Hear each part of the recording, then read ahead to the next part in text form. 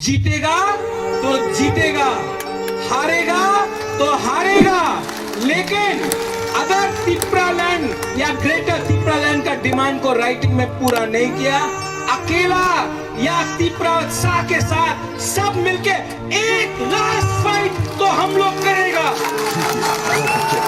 One last fight, एक time, एक बार last time हम लोग फाइट करेगा। मरेगा तो मरेगा, लेकिन फाइट करेगा। और इसके लिए थांसा दरकार है, थांसा आउंडे। किसी ने नहीं बोला विश्वजीत देव वर्मा था, रियांग था, चकमा था, जमातिया था, उच्चोय था, ताइपेंग था, मोरसोंग था, देव वर्मा था।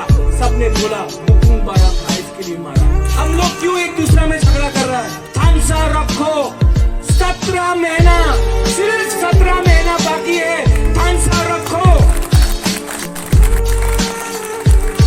और अगर थांसा 17 महीना रखा तो 70 साल का अत्याचार हम लोग निकाल के रहेगा।